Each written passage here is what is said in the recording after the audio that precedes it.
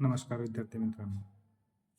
MPSC मार्फत घेण्यात येणाऱ्या कंबाईन मेन्ससाठी आवश्यक असणाऱ्या लँग्वेज 1 या पेपरसाठी मागील परीक्षांचे प्रत्यक्ष पेपर कशा पद्धतीने सॉल्व्ह केले पाहिजे आणि मराठी व इंग्रजी या विषयामध्ये जास्तीत जास्त मार्क मिळवून पोस्ट मिळवण्यासाठी परीक्षेमध्ये एका तासामध्ये काय काय केलं पाहिजे या संबंधित मागील काही प्रश्नांचे मी स्वतः सोडवलेल्या पेपरचे विश्लेषण या ठिकाणी तुम्हाला समजण्यासाठी आणि त्याचा फायदा परीक्षेमध्ये कशा पद्धतीने करायला पाहिजे आणि पेपर कसा सोडवायचा, प्रश्न कशा पद्धतीने सोडवायचे या संबंधित सर्व चर्चा आपण या सिरीजच्या माध्यमातून करणार. तर ज्यांनी मुख्य परीक्षा दिलेली आहे आणि काही जण पुढे आता मेन्स परीक्षेसाठी जे पात्र झालेले आहेत त्या सर्वांसाठी ही परीक्षा पद्धती किंवा हे PYQ ॲनालिसिस फायदेशीर ठरणार आहे. तर ज्यांना हे विश्लेषण आवडेल त्यांनी नक्की लाईक करा, शेअर करा आणि सबस्क्राईब करा. तर आपण मी स्वतः दिलेला PSI मेन्सचा पेपर या ठिकाणी मी मराठी विषयासंबंधित 60 जे प्रश्न होते त्या सर्व प्रश्नांचं विश्लेषण आणि पेपर कसा सोडायचा म्हणजे परीक्षेमध्ये आपण प्रश्न कसे वाचायचे, त्याचं ॲनालिसिस कसं करायचं या संबंधित सर्व माहिती मी या ठिकाणी सांगणार आहे. तर बघा, 2017साठी PSI मुख्य परीक्षा 2017चा हा मराठी विषयाचे हे प्रश्न आहेत आणि या ठिकाणी तुम्हाला दिसत असेल की PSI 17 पुन्हा कंबाईन 2019 आणि PSI 2017 त्यावर्षी 2 पेपर झाले होते PSIचे. तर PSI 2017मध्ये मराठी विषयाच्या 60 प्रश्नांचं या ठिकाणी आपण विश्लेषण बघणार आहोत. या ठिकाणी तुम्हाला हा प्रत्यक्ष पेपर दिसतोय, हा झेरॉक्स मारलेला पेपर नाही आहे. तर पेपर सोडत असताना आपण काय स्ट्रॅटेजी करायला पाहिजे आणि ज्यावेळेस आपण मुख्य परीक्षेसाठी पात्र ठरतो त्यावेळेस आपल्याला मार्किंग आणून देणारा हा विषय मराठी आणि इंग्रजी. तर मराठी संबंधित 60 प्रश्न आणि ते पेपर परीक्षेमध्ये कसं सोडवले ते बघणार आहोत. बघा, सगळ्यात महत्त्वाचा पहिला प्रश्न कोणता बघा, पुढील विधानांपैकी योग्य विधान निवडा. त्याच्यापैकी 2 सेंटेन्स दिलेले आहेत. पहिलं सेंटेन्स आहे इ उ रू याबद्दल अनुक्रमे ये व र असे आदेश होतात, त्यांना संप्रसारण म्हणतात. ये व र याबद्दल अनुक्रमे इ उ रू आल्यास येना अधिक आदेश असे म्हणतात. बघा, ज्यांना माहिती आहे ते लवकर सोडवतील आणि ज्यांना माहिती नाही किंवा परीक्षेमध्ये गेल्यानंतर आपल्याला गोंधळ होतो. सगळ्यात महत्त्वाचं प्रश्न काय विचारला हे महत्त्वाचं आहे. प्रश्न कोणता विचारलेला, योग्य विधान निवडा. आता हे बाकीचे 3 सेंटेन्स किंवा 3 शब्द नाही वाचले तरी चालतं. योग्य विधान निवडा. आपल्याला माहिती पाहिजे की हा स्वर संधीचा प्रकार आहे. त्याच्यापैकी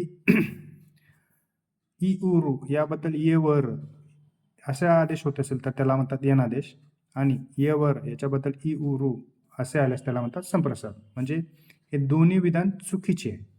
आता पर्यायानुसार जर भेटलं ए चुकीचे आहे हे माहिती आहे, ए चुकीचं आहे तर बी बरोबर आहे का ते आपल्याला नंतर शोधावं लागलं, म्हणजे हा पर्याय आपण बाजूला ठेवू. पहिलं विधान चुकीचं आहे म्हणजे पहिलं विधान बरोबर असू शकेल का, नाही, म्हणजे हा पर्याय कटला. म्हणजे पहिलं विधान चुकीचं आहे, दोन्ही बरोबर असतील का, नाही, म्हणजे हाही पर्याय कटला. आपल्याला 100% माहिती आहे की हा पर्याय चुकीचा आहे, म्हणजे ए पण चुकीचा आहे आणि बी पण चुकीचा आहे, म्हणजे पर्याय कोणता आहे, दोन्ही विधान चुकीचे आहे. हे अशा पद्धतीनं आपण परीक्षेमध्ये अशा प्रश्नांचं उत्तर कशा पद्धतीनं यायचं हे आपण करू शकतो. यानंतर प्रश्न दुसरा बघा, शोक, तिरस्कार, आश्चर्य अशा मनोधर्माचा उल्लेख येतो तेव्हा अशा शब्दाच्या शेवटी कोणते चिन्ह येते. हे मराठी विषयाचा पूर्ण अभ्यास केल्यानंतर या प्रश्नाचे उत्तर आपल्याला लवकर सोडवता येतात. प्रश्नचिन्ह, पर्याय क्रमांक 2 स्वल्पविराम चिन्ह, उद्गारवाचक चिन्ह आणि पूर्णविराम चिन्ह. आपल्याला माहिती आहे प्रश्न विचारण्यासाठी प्रश्नचिन्हाचा वापर करतात. हे पर्याय कटला. स्वल्पविराम म्हणजे अनेक जातींचे किंवा एका जातीचे अनेक शब्द ज्यावेळेस येतात त्यावेळेस ते स्वल्पविराम वापरतात. आणि पूर्णविराम कधी वापरतो आपण, ज्यावेळेस एखादं विधान पूर्ण होतं त्यावेळेस हे पूर्णविराम वापरतो. सरळ आपल्याला उत्तर मिळतं उद्गारवाचक चिन्ह. हे अशा पद्धतीनं या प्रश्नाचं पर्याय क्रमांक उत्तर किती आहे, पर्याय क्रमांक 3 उद्गारवाचक चिन्ह. बघा, या ठिकाणी मला समजेल अशा पद्धतीनं मी या ठिकाणी प्रश्नांचं विश्लेषण इथं करून घेतलेलं आहे. म्हणजे स्वल्पविराम कुठं कुठं वापरायचं, पुन्हा त्याच्यानंतर पूर्णविराम कुठं कुठं वापरायचं, विधान पूर्ण झाल्यानंतर वापरायचं, शब्दाचा संक्षेप दर्शवण्यासाठी. म्हणजे आपण ज्यावेळेस MA BA असे शब्द इंग्लिशमध्ये लिहितो त्यावेळेस ते पूर्ण विराम म्हणजे फुल स्टॉपमध्ये लिहिले जातात. उद्गारवाचक चिन्ह कधी वापरला जातो तर शोक, तिरस्कार आणि आश्चर्य असे जे उद्गारार्थी शब्द येतात त्याच्यानंतर आपल्याला उद्गारवाचक चिन्ह वापरावं. या अशा पद्धतीने दुसऱ्या प्रश्नाचं उत्तर आपल्याला पर्याय क्रमांक 3 मिळेल. त्याच्यानंतर प्रश्न तिसरा आहे, धनुरात ही संधी कशी सोडवली जाईल. म्हणजे आपल्याला संधीचे प्रकार माहिती पाहिजे. स्वर संधी, व्यंजन संधी, विसर्ग संधी, पुन्हा नंतर त्याच्यानंतर व्यंजन संधीचे जे काही प्रकार आहेत त्याच्यानंतर पूर्वरूप संधी, पररूप संधी असेचे बरेच प्रकार आहेत. तर तुम्हाला आपल्याला हा संधीचा कोणता प्रकार आहे तर हा आहे विसर्ग संधीचा प्रकार आहे. धनु अधिक वात, धनुर अधिक वात, धनु अधिक वात, धनुर अधिक वात असे हे 4 पर्याय. तर आपल्याला ह्या विसर्ग संधीमधला हा आपल्याला प्रकार समजून येतो. हा विसर्ग संधीपैकी धनु अधिक वात या प्रश्नाचं उत्तर आपल्याला हे विसर्ग संधीमधलं पहिलं उत्तर येऊन जाईल. त्याच्यानंतर आहे प्रश्न 4. ज्या अक्षरात 2 किंवा अधिक व्यंजने प्रथम एकत्र येऊन शेवटी त्यामध्ये एक स्वर मिसळतो त्यास डॅश असं म्हणतात. म्हणजे आता हा प्रश्न आपल्याला 100% माहितीच पाहिजे, वाचण्यात आलेलाच असेल. तर पर्याय क्रमांक आहे शब्द, दुसरा आहे जोडाक्षर, तिसरा आहे संधी, चौथा आहे अक्षर. म्हणजे या 4ही पर्यायापैकी आपल्याला सगळ्यांचे अर्थ माहिती पाहिजे. त्याच्यापैकी शब्द म्हणजे काय, क्रमाने येणाऱ्या अक्षरांचा शब्दसमूह, त्याला जर अर्थ प्राप्त झाला तर आपण त्याला शब्द म्हणतो. हे विश्लेषण मी केलेलं आहे नंतर, तर तुम्ही बघू शकता. म्हणजे ज्यावेळेस आपण अनालिसिस करतो तर त्या 4ही पर्यायाचं आपल्याला विश्लेषण माहिती पाहिजे किंवा आपल्याला आलं पाहिजे. जोडाक्षर म्हणजे काय माहिती पाहिजे. त्यानंतर संधी म्हणजे काय, संधीचा तर या प्रश्नाशी काही संबंध नाही. संधी म्हणजे काय, सांधणी किंवा जोडण. आणि अक्षर म्हणजे क्रमाने आलेल्या शब्दांचा जो क्रम आहे, क्रमाने आलेल्या शब्दांच्या क्रमास काही अर्थ प्राप्त झाल्यास तर आपल्याला अक्षर म्हणू शकतो. त्यालाच अक्षरांना ध्वनिचिन्ह म्हणतात, अक्षरांना आवाजाच्या खुणा देखील म्हणतात. आणि अक्षरांचे जे काही विश्लेषण आहे ते या ठिकाणी तुम्हाला मी केलेले दिसून येईल. म्हणजे अशा पद्धतीनं तुम्ही परीक्षेमध्ये हे पूर्ण वाचन करण्यापेक्षा आपल्याला सर्वात लवकर उत्तर कसं आणायचं हे महत्त्वाचं आहे. म्हणजे परीक्षेमध्ये आपल्याला मार्क कसे मिळवायचे हेच महत्त्वाचं आहे. या प्रश्नाचं उत्तर काय येईल मग, अगोदर 2 किंवा अधिक व्यंजने एकत्र येतात आणि शेवटी त्यामध्ये स्वर मिसळला जातो, त्यालाच म्हणतात जोडाक्षर. म्हणजे शब्द येणार नाही, संधी येणार नाही आणि अक्षर येणार. म्हणजे 4थ्या प्रश्नाचं उत्तर काय, जोडाक्षर. प्रश्न 5वा बघा, जोड्या जुळवायचे. आता अशा जोड्या जे जुळवत असताना हे सगळं 100% आपल्याला माहिती पाहिजे. म्हणजे दिले जे स्वर आहेत ते स्वरांचा उच्चार कुठून होतो हे आपल्याला माहिती पाहिजे. याचा उच्चार कसा होतो, कंठ तालव्य. म्हणजे याचं एकचं उत्तर काय, एक. म्हणजे पर्याय क्रमांक 4 कटला आणि 2 कटले. पर्याय किती राहतो, 1 आणि 3 याच्यापैकी एक असेल. बी बघा, बी पण सेमच आहे. म्हणजे बीचं उत्तर काय, 2च येणार आहे. ओष्ठ, ओष्ठापासून उच्चार जो होतात त्यांचा कोणते स्वर आहेत ते O1 स्वर आहे. म्हणजे दोन्ही पण सेमच आहे. बीला 2 आहे, इथं पण 2 आहे. आता सी बघूया, सीचं 3 आहे आणि इथं सीचं 4 दिलेलं आहे. सीचं का म्हणलेलं आहे इथं रू, मुर्दा.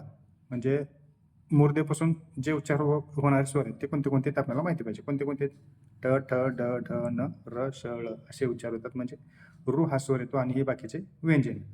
आणि त्याच्यानंतर आहे दंत. दंत म्हणजे त, थ, द, ढ, न, ल, स असं उच्चार होतात. त्याच्यापैकी रू हा एक उच्चार आहे. म्हणजे पर्याय क्रमांक 1, 2, 3 आणि 4 असे जोड्या आपण जुळू शकतो. म्हणजे याचं उत्तर काय, 1. यानंतर आहे प्रश्न 6वा.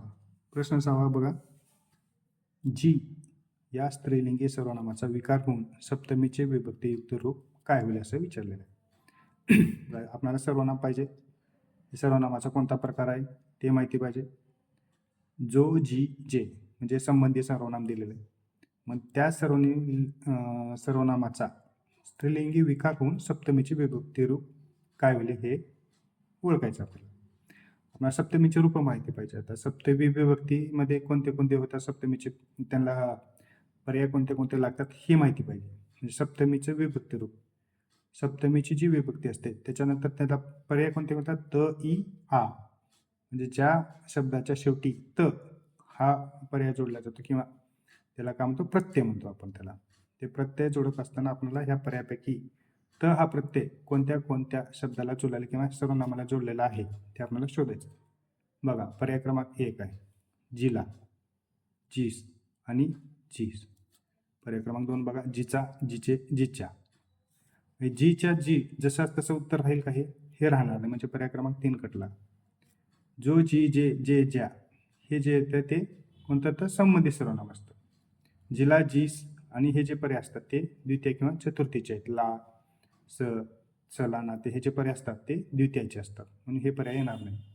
हे द्वितीयाचं आहे, हे संबंधीचं आहे म्हणजे षष्टीचे आहे, आणि हे पहिलं म्हणजे जे विचारलेलं आहे ते आहे, म्हणजे हे उत्तर येणार नाही. राहिला पर्याय कोणता? 4. जीत जिच्यात हे असं सप्तमीचे विभक्ती रूप या स्त्रीलिंगी जी या स्त्रीलिंगी सर्वनामाचा विकार होईल. हे अशा पद्धतीने आपण सोडू शकतो, म्हणजे पर्याय क्रमांक 4. प्रश्न क्रमांक 7 बघा. उच्चार भेदानुसार य व र या वर्णांना काय म्हणतात? आपल्याला वर्णांचे प्रकार माहिती पाहिजे. स्वर, पुन्हा स्वरांचे प्रकार, त्यांच्यावर व्यंजन म्हणजे व्यंजनांचे पण प्रकार, या सर्वांचा प्रकार किंवा सर्व आपल्याला माहिती पाहिजे. मग आता याच्यानंतर स्वर आहेत का? हे आहेत.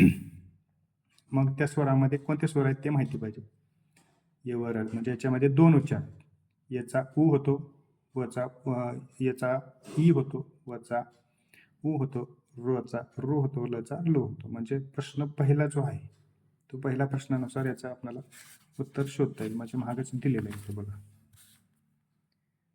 य व र उ ई उ र म्हणजे याच्याबद्दल हे वर्ण बदल होतात, म्हणजे बदल होणे याला आदेश असं म्हणतात. इथं यनादेश आणि इथं संप्रसारण असं दिलेलं आहे, म्हणजे एका स्वराबद्दल दुसरा स्वर येतो.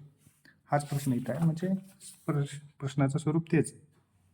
मग यांना म्हणतात काय म्हणतात असं विचारलेलं आहे. तर ह्याला काय म्हणायचं? स्वर म्हणायचं का? नाही. अर्धव्यंजन हा प्रकार आहे का? नाही. संयुक्त वर्ण असा आहे का? नाही. मग उत्तर काय? अर्ध स्वर, यालाच म्हणतात अंत. अशा पद्धतीने सोडू शकतो. म्हणजे ह्या प्रश्नाचं पहिल्या प्रश्नाला आपण तारतम्य किंवा त्यांना जुळून हे उत्तर आपल्याला करता येईल. प्रश्न 8 आहे. रस्त्याच्या बाजूने काही माणसे चाललेली आहेत. या वाक्यात आलेल्या विशेषणाच्या बाबतीत कोणते विधान बरोबर आहे? म्हणजे विधान कोणतं बरोबर आहे आपल्याला ओळखायचं आहे. आता विशेषणासंबंधित हा प्रश्न आहे. तर प्रश्नाचा पहिला पर्याय बघा, गणनावाचक संख्या विशेषण, दुसरा आहे क्रमवाचक, तिसरा आहे आवृत्तीवाचक आणि चौथा आहे अनिश्चित संख्या विशेषण. म्हणजे बरोबर विधान ओळखायचं आहे. आपल्याला माहिती पाहिजे की गणना म्हणजे काय, क्रम म्हणजे काय, आवृत्ती म्हणजे काय, हे सगळं माहिती. गणना म्हणजे काय? 1 2 3 4 5 आपण जे म्हणत असतो, 1 2 3 4 5 6 100 पण असं जी गणना करतो त्याला म्हणतात गणनावाचक संख्या विशेषण. क्रम म्हणजे काय? पहिला, दुसरा, तिसरा, चौथा, पाचवा, 60वा, वर्ग 7वा असं जे उच्चार करतो त्याला क्रमवाचक संख्या विशेषण म्हणतात. आवृत्ती म्हणजे काय? वारंवार होणारी पुनरावृत्ती, जसे दुहेरी, चौपट, द्विगुणित हे जे आहेत ते कोणते? आवृत्तीवाचक. राहिलं कोणतं काय? अनिश्चित म्हणजे निश्चितपणे सांगता येत नाही की ती संख्या किती आहे. मग काय? काही माणसे, खूप माणसे. हे पर्याय क्रमांक 4 नुसार या प्रश्नाचं उत्तर आपल्याला सांगता येईल. हे अशा पद्धतीनं प्रश्न 8चं उत्तर पर्याय क्रमांक 4. प्रश्न 9 दिलेला आहे. रचनेनुसार संयुक्त वाक्य कोणते? म्हणजे अचूक ओळखायचं. प्रश्न काय दिलेला आहे ते महत्त्वाचं. संयुक्त वाक्य आणि बरोबर शोधायचं आहे. आपल्याला इथं पर्याय दिलेले आहेत. म्हणजे परीक्षेमध्ये एवढा वेळ नसतो की आपल्याला पर्याय कोणता आहे, केवळ वाक्य कोणतं आहे, संयुक्त वाक्य कोणतं आहे, मिश्र कोणतं आहे, हे वाक्याचे प्रकार आपल्याला माहिती पाहिजे. सगळ्यात महत्त्वाचं हे सगळे संयुक्त वाक्य आहेत का नाही ते अगोदर शोधावं लागेल. संयुक्त वाक्य ओळखत असताना आपल्याला काय काय माहिती पाहिजे? अवयवांचे प्रकार माहिती पाहिजे. आपले कोणते कोणते उभयान्वयी अवयव म्हणजे कोणते माहिती पाहिजे. त्याच्यापैकी प्रधानत्वबोधक आणि गौणत्वबोधक. त्याच्यापैकी कोणते कोणते प्रधानत्वबोधक आणि गौणत्वबोधक हे आपल्याला माहिती पाहिजे.